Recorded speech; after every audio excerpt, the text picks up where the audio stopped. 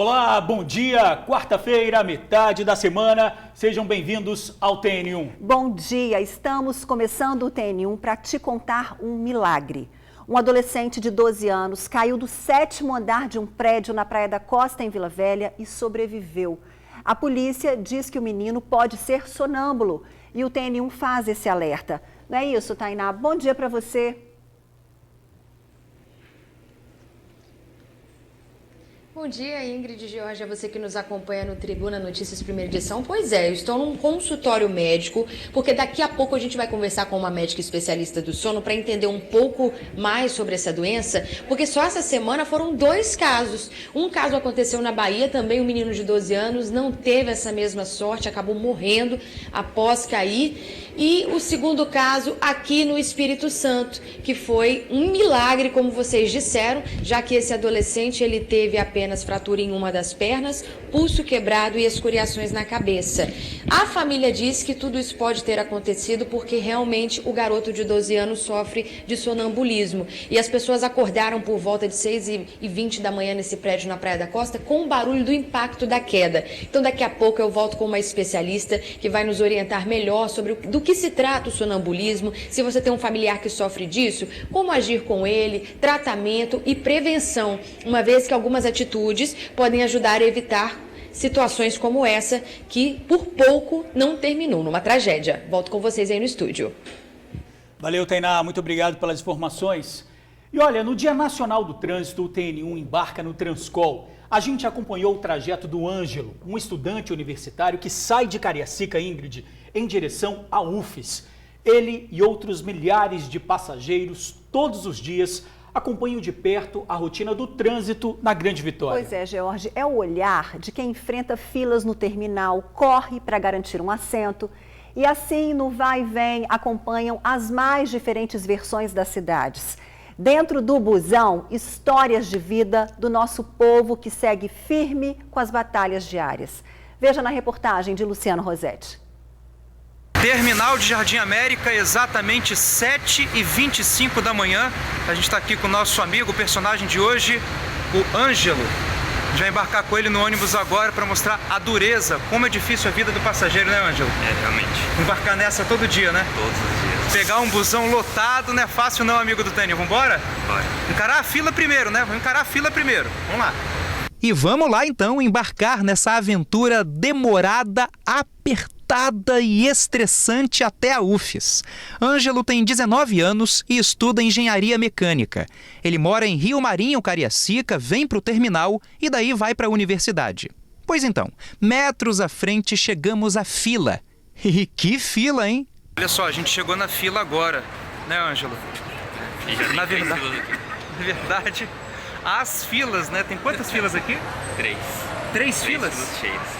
Meu Deus, vou mostrar agora aqui, ó. 3 filas para pegar o 527, porque o Ângelo vai para a UFES para poder estudar, né? Né, Ângelo? Você vai para a UFES agora, já começa no sofrimento a sua vida. Desde as 7 da manhã. Desde as 7 da manhã. 3 filas, todo dia, 3 filas. E nesse meio tempo, enquanto a gente espera, vemos o terminal ficar cada vez mais cheio. Coletivo chegando, coletivo saindo e a velha correria de sempre. Finalmente, o nosso tão aguardado 527 chega. Começamos a andar e isso mostra que nosso ônibus chegou, né? Agora ele chegou. Finalmente, depois de uns 20 minutos que a gente ficou aqui parado na fila. Mais ou menos. Foi por aí, Ângelo? Foi por aí. Uns 20 minutos, né? Rapaz, sofrimento. Isso que a gente chegou agora há pouco, ficamos aí uns 20 minutos mais ou menos. Beleza, agora é só escolher um assento e se acomodar, né? Só que não. A gente acabou de entrar no ônibus e não tem vaga não, não tem lugar não, não tem assento vazio não, já tá cheio já. Pois é, tudo bem, normal, faz parte. Seu Hélio conseguiu o privilégio de encontrar o último lugar disponível. Ele também vai para Vitória e como o trajeto é longo, a leitura do Jornal do Dia ajuda nessas horas. Todo dia você pega esse ônibus Todo dia. cheio. Sempre cheio.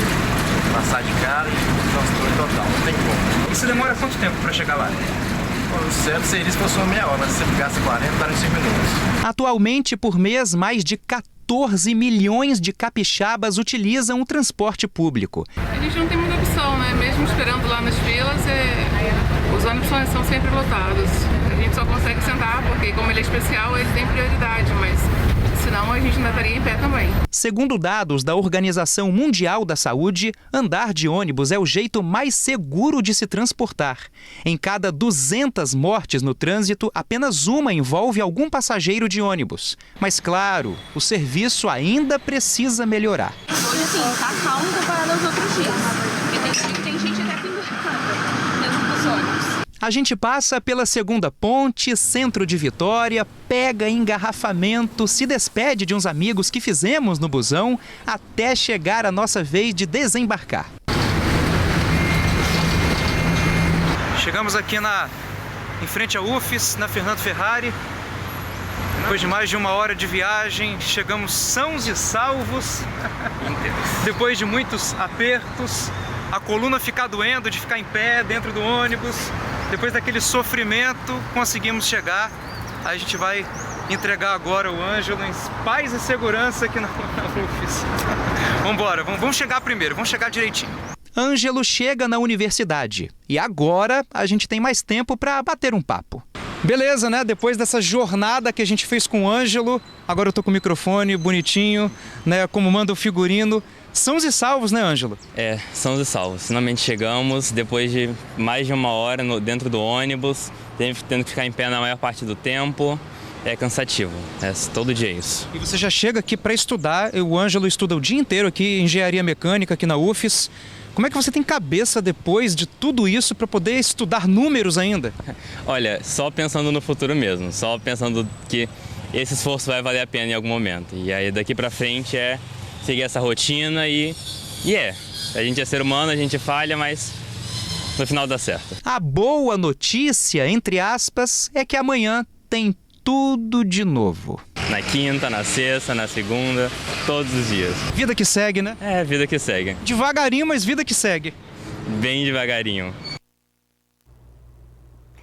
Que legal conhecer o Ângelo, que astral, né? Apesar de toda aí a dificuldade do busão. Ele e 500 mil pessoas que andam de Transcol todos os dias na Grande Vitória. Vida que segue, né, George? Pois é, como a gente disse no Dia Nacional do Trânsito hoje, olha que ação bacana ganhou as ruas de Vila Velha hoje cedo.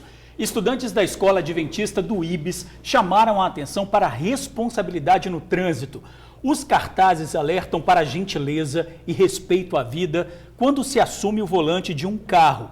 A Guarda Municipal se juntou aos jovens para dar aquela força. Afinal, eles conhecem bem como tem gente que faz do veículo uma arma que mata. E não precisa disso, né, pessoal? Ruas, avenidas e estradas são lugares de idas e vindas. E todos queremos chegar ao destino final vivos. Parabéns aí aos alunos que coloriram a quarta-feira de amarelo, cor do setembro, que chama a atenção para a valorização da vida. Boas ações sempre. É isso que o mundo precisa, né, George? Não podemos nos transformar no trânsito, né? De jeito nenhum. Olha, 150 famílias foram retiradas de uma fazenda ocupada desde 2017. A desocupação foi em cumprimento de um mandado de reintegração de posse. Logo cedo, as famílias começaram a recolher os pertences e os barracos foram colocados no chão. O terreno de mais de 1 milhão de metros quadrados teve algumas áreas ocupadas por famílias que, sem ter para onde ir, optaram por construir em propriedade privada. Da casa improvisada de Dona Maria, nada restou. Eu não sei para onde que nós vamos, entendeu? Então nós vamos para ali para cima e vamos ficar ocupados até nós ver para onde vai. A gente tem criança que precisa, entendeu? Um lugarzinho de morar, então eu conto só com Deus. De acordo com o processo, as famílias chegaram aqui em 2017. Foram construindo as residências na área particular e chegaram a 127 famílias residindo na fazenda. Hoje, elas deixam o local sem destino certo. A dona da fazenda, localizada em Normília, Vila Velha, deu início ao processo na justiça logo que as primeiras casas foram construídas, em 2017. Segundo o ex-marido da titular da ação, foram tentadas negociações junto aos moradores. Eu estou colocando homens para tirar a mudança deles, caminhões para puxar, e dando a oportunidade deles tirarem tudo que eles quiserem. O advogado que diz representar as famílias explicou que há uma tentativa de acordo com a Prefeitura de Vila Velha para a realocação das pessoas. Por intermédio da Procuradoria do município, a gente conseguiu relocar essas famílias em uma outra área que posteriormente vai ser acordada, definida a maneira que a Prefeitura vai proceder com isso. A Polícia Militar acompanhou a desocupação que aconteceu de maneira pacífica. Enquanto não há uma definição concreta sobre o destino das famílias, Carlos e os filhos ficam sem moradia. Para onde você vai? Só Deus sabe, vamos ver. Conversei com o proprietário agora, ele vai dizer que vai ter uma parte que vai doar pra gente. Ele conversou com nós, entendeu? Olha, as famílias estão seguindo para um terreno vizinho que também pertence aos mesmos donos. Olha, mais um absurdo dentro do ônibus. Um homem foi preso depois de importunar sexualmente uma passageira no Transcol. Nas imagens, o suspeito aparece sendo imobilizado por 2 policiais com a ajuda de outros passageiros. Quando passava pelo bairro Jardim Camburi, a cobradora acionou a PM depois de ser avisada que o homem estaria excitado. Ela disse à polícia que o rapaz chegou a encostar as partes íntimas no ombro de uma mulher que, incomodada, levantou e desceu. Quando a PM chegou, o suspeito tentou correr, mas foi impedido e levado para a delegacia de Vitória. Como a gente disse no início do TN1, essa quarta-feira foi marcada por um milagre. Um adolescente de 12 anos caiu do 7º andar de um prédio na Praia da Costa, em Vila Velha, e sobreviveu. A polícia fala que o menino pode ser sonâmbulo. Sobre esse assunto, a gente conversa ao vivo com Tainá, que está ao lado de uma especialista em sono. Tainá, voltamos com você. Pois é, eu estou aqui com a doutora Jéssica Polese, ela é especialista em medicina do sono. A gente vai aprofundar um pouco melhor sobre essa questão do sonambulismo, mas antes disso, só relembrando o que aconteceu. Esse garoto de 12 anos, ele acabou caindo aí do edifício após uma queda que, segundo familiares, ele sofre de sonambulismo, então pode ter sido por isso. Os moradores do prédio acordaram com um barulho e se assustaram com a cena do menino lá no chão. Por sorte, esse garoto teve apenas uma perna fraturada. A gente pode dizer apenas porque poderia ter custado a vida dele. Uma perna fraturada, pulso e escoriações na cabeça. A mesma sorte, um outro garoto de 12 anos na Bahia não teve. Também aconteceu essa semana por conta de sonambulismo. A gente entende um pouco melhor agora sobre essa história desse garoto da Praia da Costa na reportagem da Suzy Faria. Vamos assistir. O acidente aconteceu neste prédio que fica na Avenida Hugo Musso, na Praia da Costa, em Vila Velha. Era por volta de 6h20 da manhã, quando os moradores ouviram um forte barulho na garagem do prédio. Ao verem o que havia acontecido, encontraram um garoto de 12 anos sob o teto de um carro. Ele havia caído do 7º andar, uma altura superior a 20 metros. A janela não tem grade, não tem proteção, né? É uma janela comum do prédio que ele pulou dessa janela. Ele estava lúcido no momento, né? No momento que ele caiu não, mas posteriormente nossos agentes informaram de que ele teria dado uma melhora, teria falado algumas palavras, né? Dado sinais de dor também, mas ele estava lúcido e foi socorrido lúcido para o hospital. A Guarda Municipal, Polícia e o SAMU estiveram no local prestando socorro à vítima. Os pais do adolescente estão em Portugal e ele mora no local com a avó, uma prima de 14 anos e os irmãos. Na hora, todos estariam dormindo. Não falaram nada mesmo porque eles estavam bastante abalados com a situação. Estamos aguardando aí a perícia da Polícia Civil chegar para verificar e para determinar através da autoridade policial as circunstâncias do acidente. Investigadores da DHPP estiveram no prédio para investigar as circunstâncias da queda. Foram também ao hospital para onde a criança foi levada. O adolescente foi levado consciente. Apesar da altura, ele teria quebrado uma perna, o pulso e teria tido escoriações na cabeça. Então a informação que nós temos é de que ele caiu em pé e por isso ele teria quebrado a perna. Um milagre, né? De acordo com informações da polícia, a criança, durante o atendimento aqui no hospital, teria contado para um tio que estava sentado no sofá da sala, vendo um vídeo no celular. E que ele teria percebido ao lado dele a imagem de um colega e também da mãe, que estaria em Portugal. E que esse coleguinha teria dito para ele dar um salto mortal. E foi isso que a criança fez. O tio que ouviu a história do garoto foi com o delegado Agis Macedo para a DHPP prestar depoimento. A família também falou para a polícia que o menino tem um histórico de sonambulismo. É que na hora do acidente todos estavam dormindo.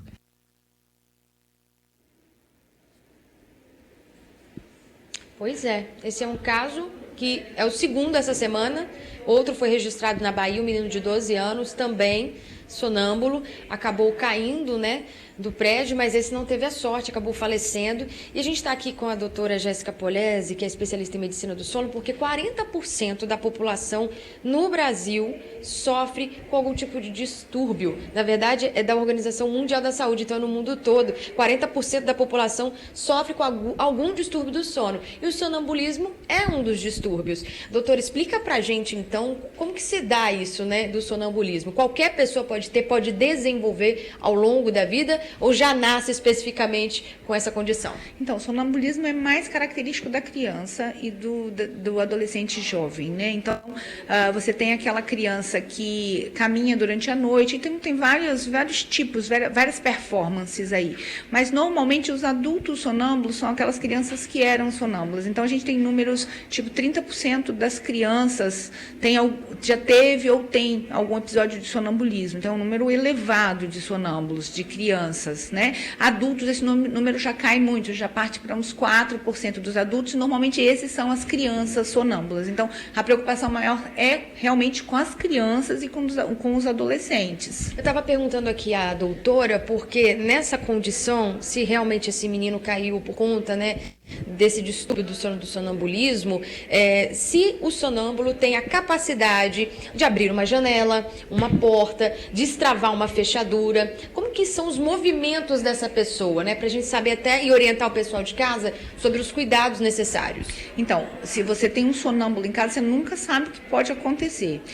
No geral, ele faz movimentos mais grosseiros, ele caminha pela casa, às vezes ele se machuca por esbarrar, derrubar alguma coisa. Esse é o mais comum. Normalmente você pega essa criança, reconduz ela para o leito e é tranquilo.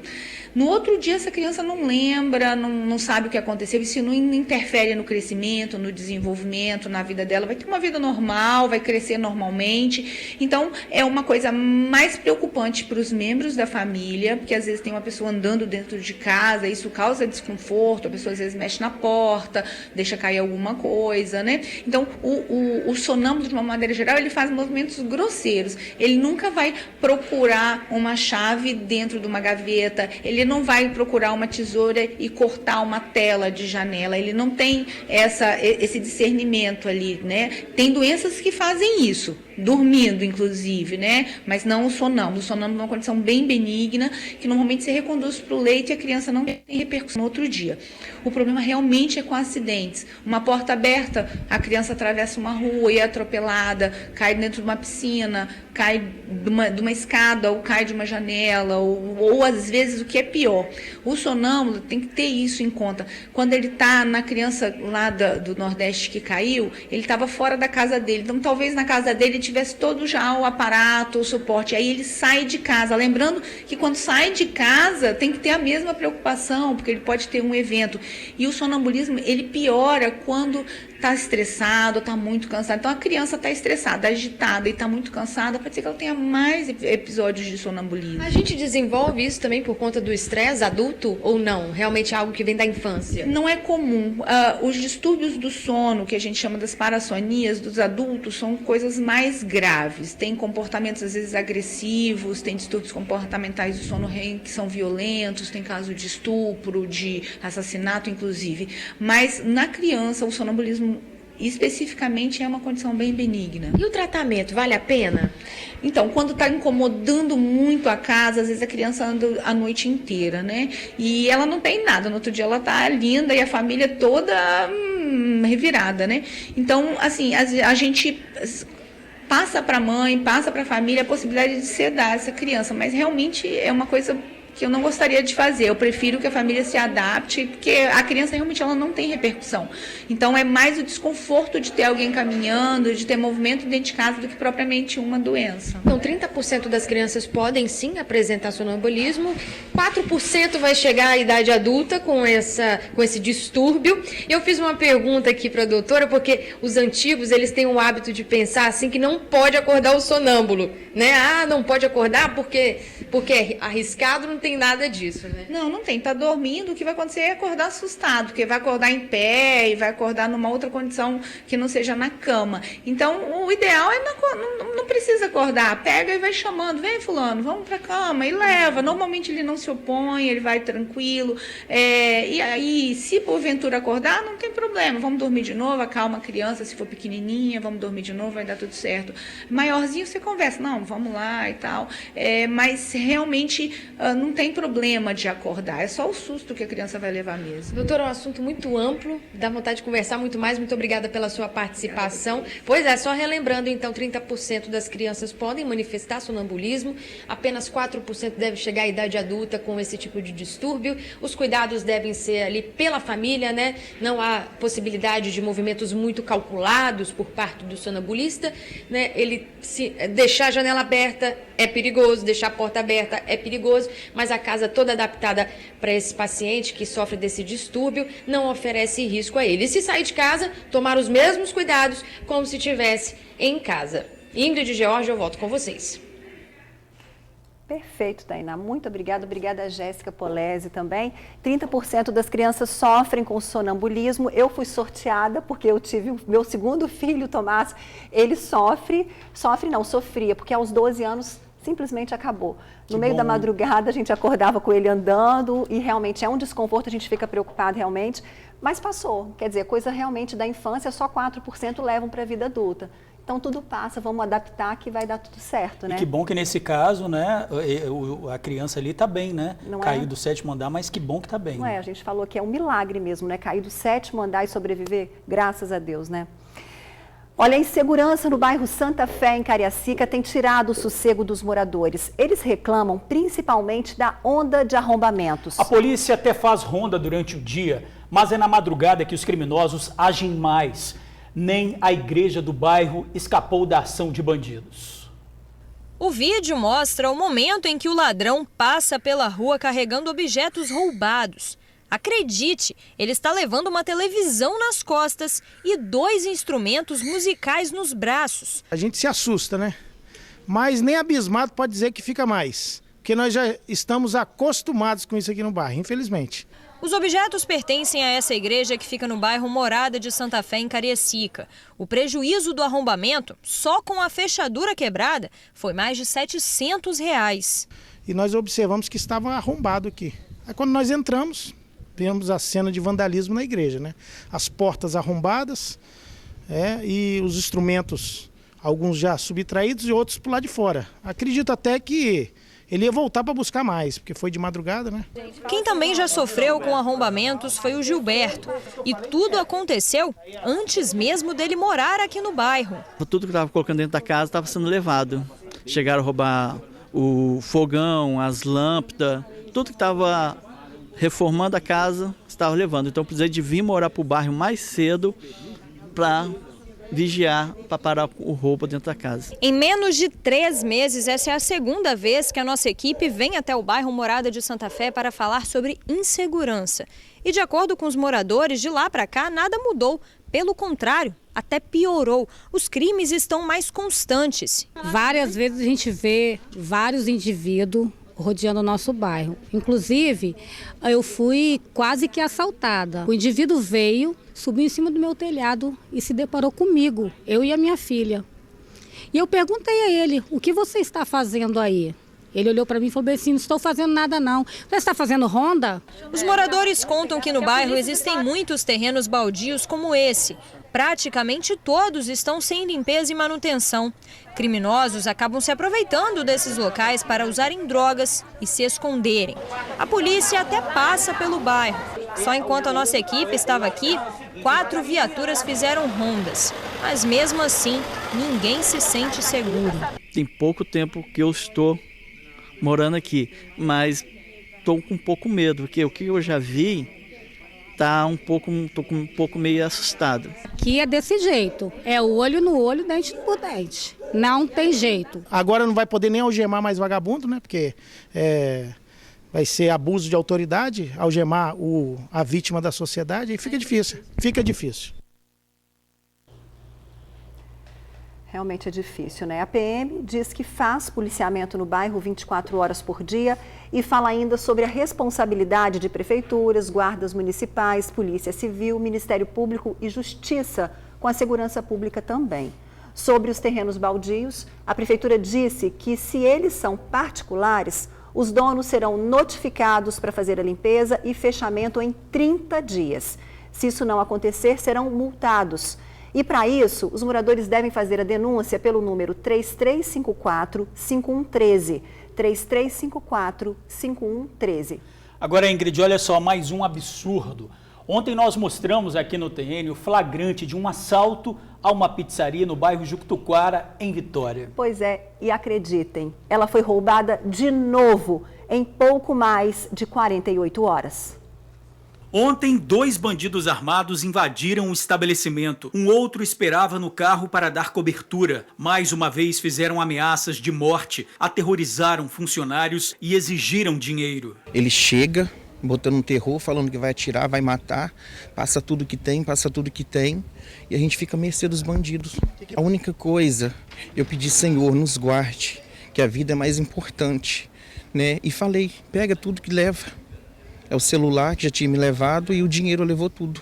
Vizinhos conseguiram acionar a guarda municipal. Quando os agentes chegaram ao local, os assaltantes estavam saindo da pizzaria e correram. O bandido que estava no carro esperando para dar fuga acabou detido. Os outros 2 conseguiram escapar. No fim de semana, o estabelecimento também foi assaltado. Os criminosos renderam o motoboy e os donos foram obrigados a entregar todo o dinheiro do caixa. Antes de sair, um dos assaltantes ainda pega um celular. O segundo assalto em menos de 48 horas. Depois de 9 anos de comércio, o proprietário pensa em abandonar o negócio. Esses últimos 2 roubos, um prejuízo de R$2.000. Tô cansado. A gente acorda cedo, 7 horas da manhã, vai dormir meia-noite, 1 hora.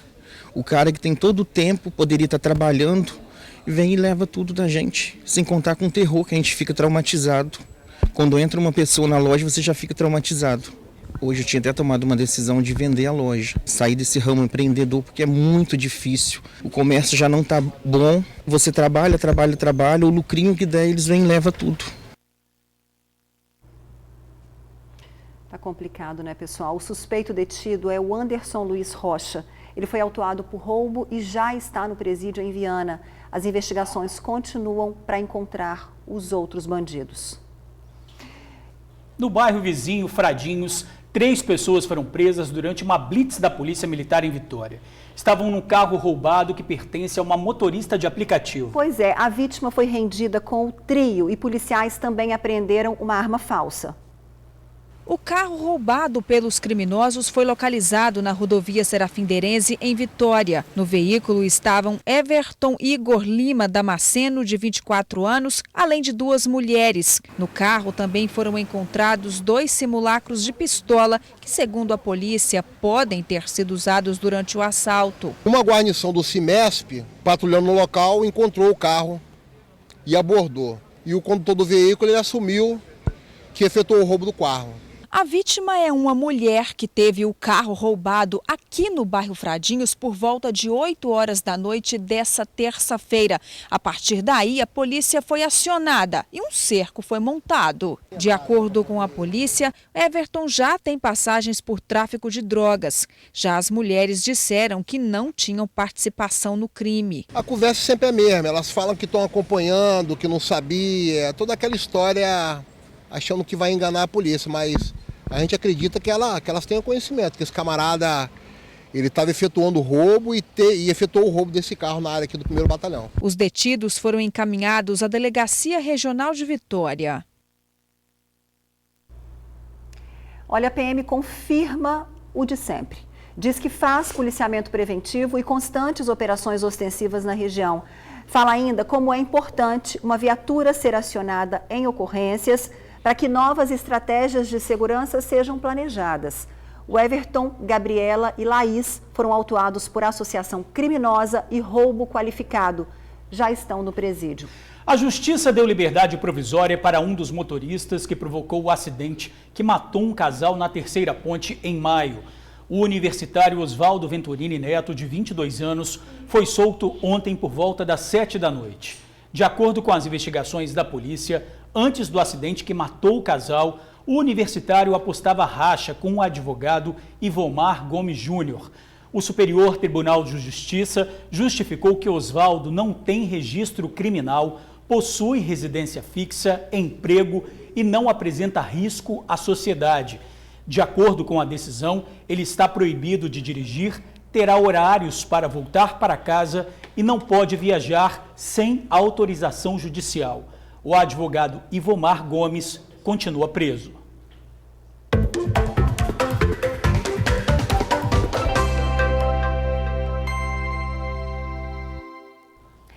Quarta recheada de empregos em hospital. Veja as vagas aqui na telinha.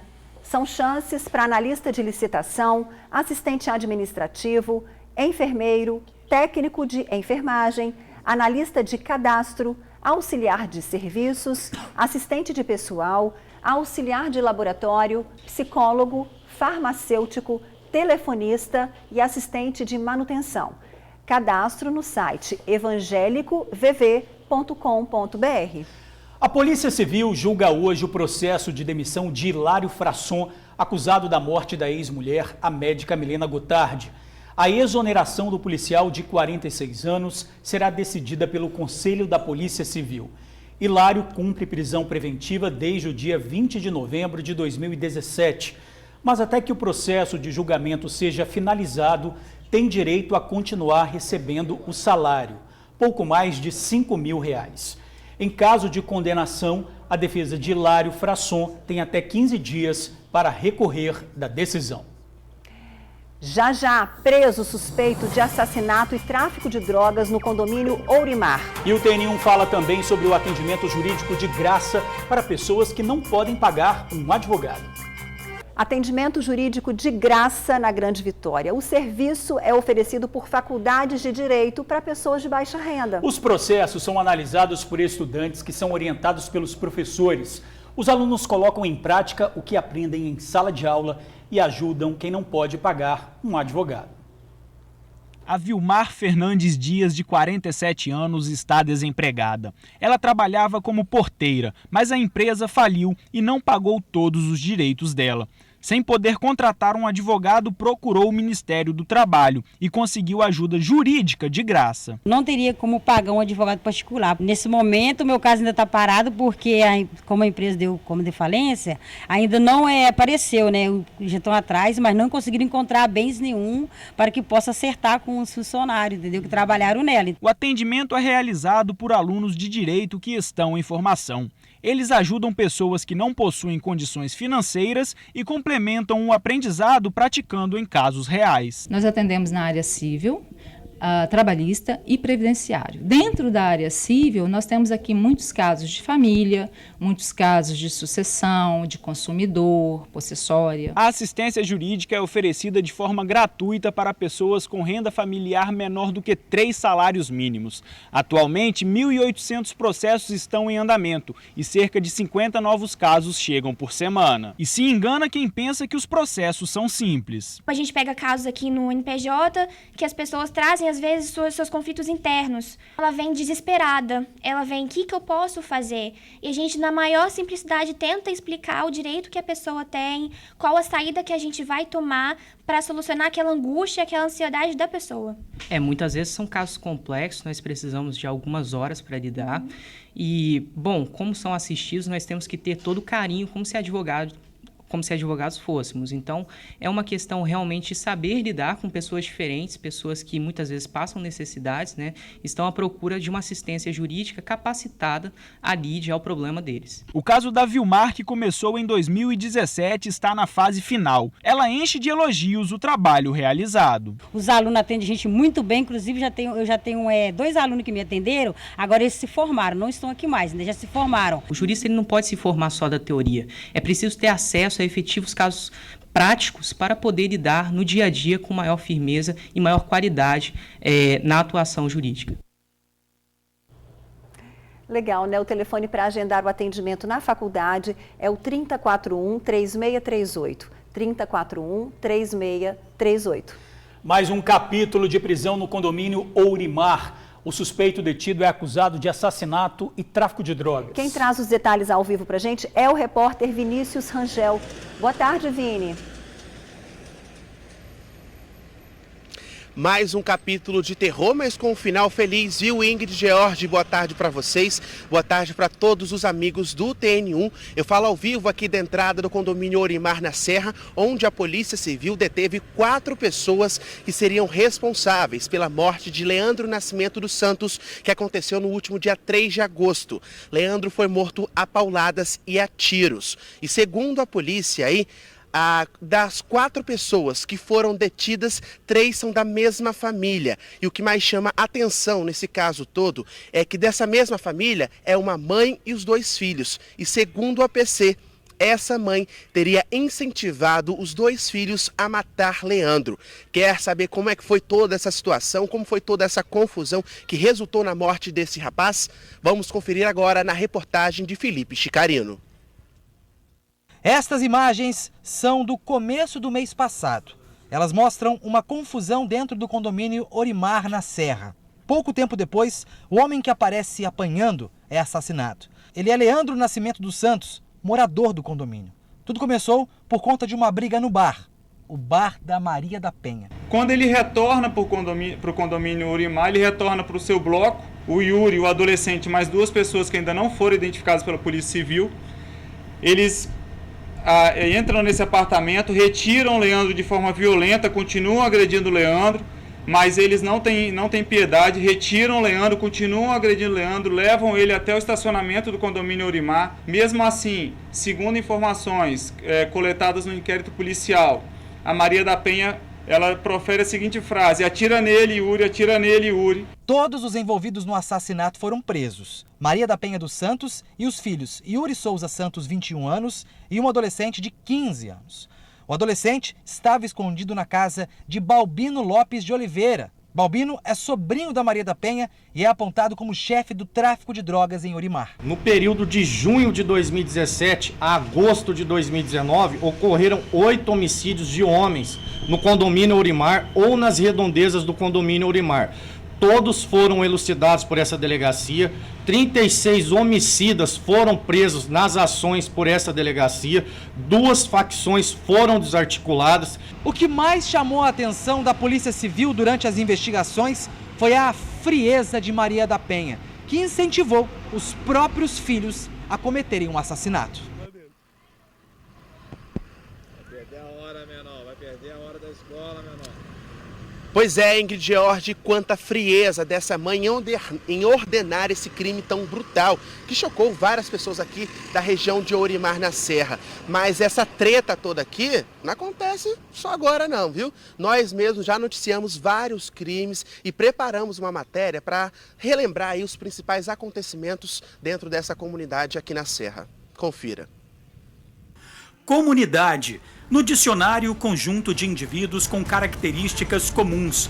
Mas na comunidade de Ourimar não dá para nivelar todos da mesma forma. A maioria é cidadão trabalhador que escolheu o condomínio para morar e tem a paz roubada por quem faz do lugar espaço para a violência. Na última semana, imagens chocaram os moradores. Um homem de 58 anos foi torturado a pauladas, facadas e ainda teve um dos dedos decepados.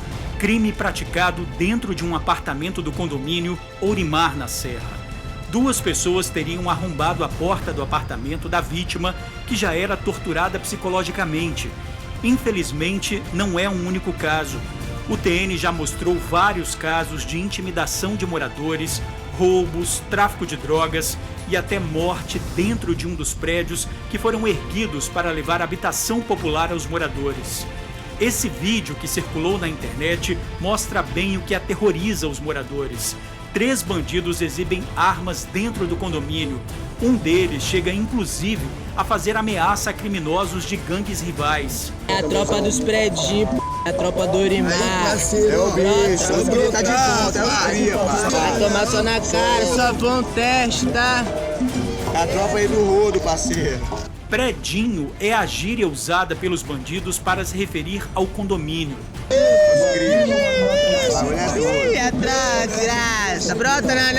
A polícia faz operações, prende suspeitos, mas bandidos continuam impondo terror num lugar onde pessoas honestas têm direito à paz. O condomínio continua sob o domínio de criminosos. É a tropa dos prédios, a tropa do Orimar. É o bicho, o bicho tá de volta, é o cria, parceiro.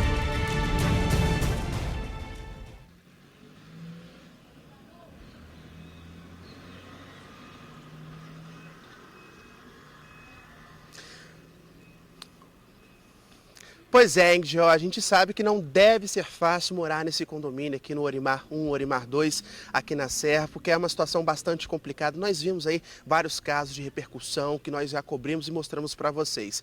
Mas a gente sabe que aqui dentro existem muitas pessoas de bem, pessoas que estão tentando viver a vida delas em paz. E a Polícia Civil e a Polícia Militar têm cumprido o papel delas aí, o papel de fazer patrulhamento, de realizar prisões, de investigação, de conseguir aí levar para a cadeia os responsáveis por atormentar a vida dessas pessoas, desses trabalhadores que moram aqui dentro do condomínio. E a gente espera que aí, nos próximos dias, que serão dias aí melhores para essas pessoas, dias de paz. É isso que eu espero e acredito que vocês aí no estúdio também aguardam por esses momentos aí de alegria para esses moradores. Eu volto com vocês aí no estúdio. Valeu, Vinícius. Obrigado pelas informações. É isso que a gente espera, né, Ingrid? É isso que a gente espera, é a polícia que tem que dizer quem é que manda, né? Quem é que manda ali. É a polícia, as autoridades. Dela. É isso aí. Valeu, Vinícius. Já leu o jornal A Tribuna desta quarta-feira, dia 25 de setembro? Vamos juntos conferir os principais destaques. Governo vai cobrar imposto sobre 13º e férias em acordos trabalhistas. Aqui na foto principal, a depressão levou meu filho de 10 anos. Motorista vai ser avisado por celular quando atingir 13 pontos. Casal de lutadores reage a assalto e prende bandido na saída de escola. Simulado do Enem na segunda em A Tribuna. E ainda destaque no jornal A Tribuna desta quarta-feira. No AT2, revelações sobre Hebe nos cinemas. Bolsonaro diz que estrangeiros querem riqueza do Brasil. E no caderno especial de imóveis, lançamentos em 5 bairros de Vila Velha.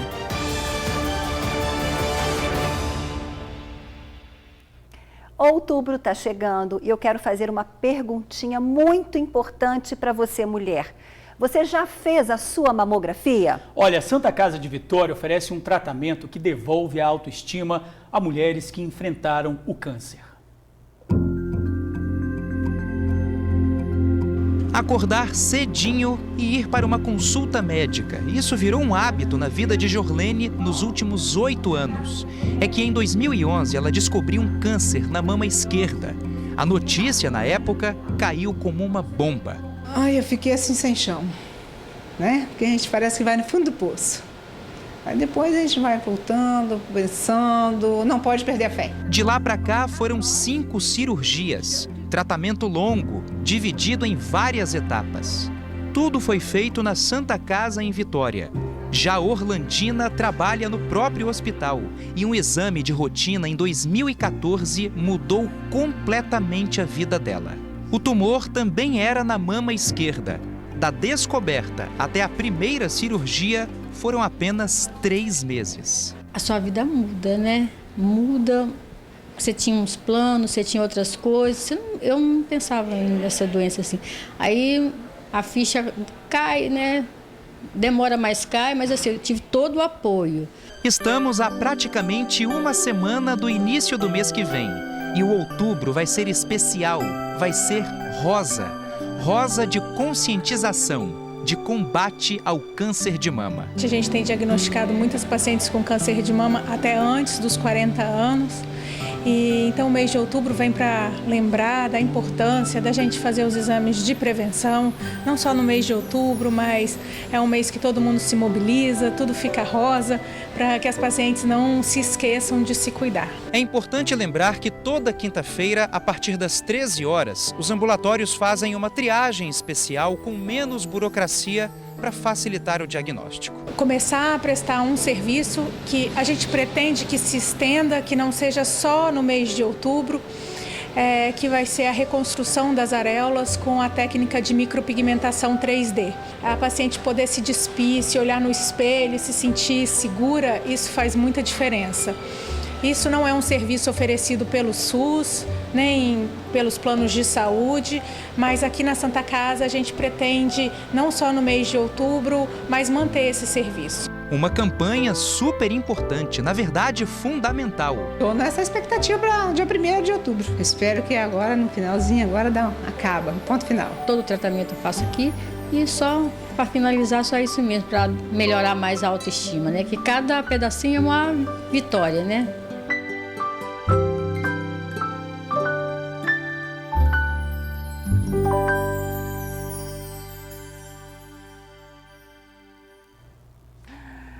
Tá, e um beijo grande a todas essas mulheres que decidiram pela vida e já venceram o câncer.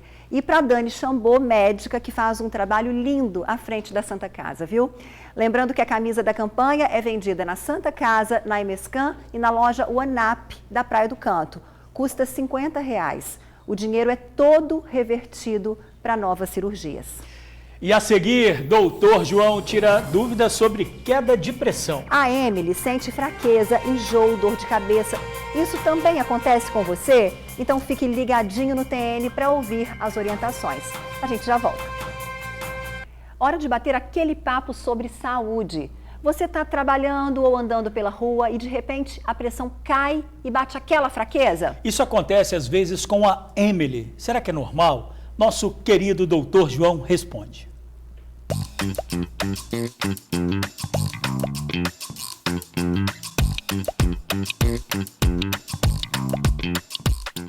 Emily tem apenas 22 anos, mas às vezes a pressão faz o que com você, Emily? A pressão abaixa e eu sinto ânsias de vômitos, dores de cabeça. Com esse calorão piora?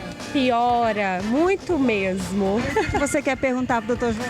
Então, doutor, o que causa a pressão baixa? Quais são os motivos da gente sentir a ânsia de vômito? Olha, a pressão baixa na sua idade e no sexo feminino é muito frequente, principalmente com esse calor. Muitas vezes é um mecanismo de defesa do nosso organismo, ou seja, a pressão cai para você parar um pouquinho para diminuir o gás de energia, porque o seu corpo está aquecendo. Então, essa pressão baixa que dá moleza, dá cansaço, dá astenia, dá fadiga, faz você diminuir a marcha. Então, isso é um mecanismo de defesa.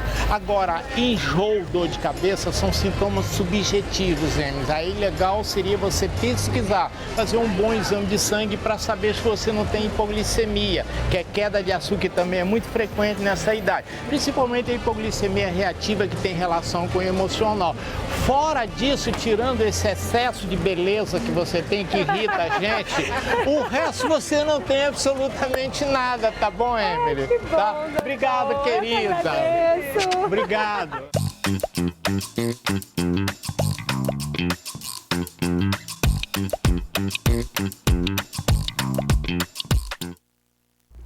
Nosso amigo Dr. João volta na semana que vem. E a gente fica por aqui agradecendo o seu carinho, sua audiência. Um grande beijo para você e até amanhã. Obrigado por assistir ao jornal, pela companhia de sempre. Agora você fica com a Isabela Vidal no Ronda Geral. Até amanhã, 15 para meio-dia.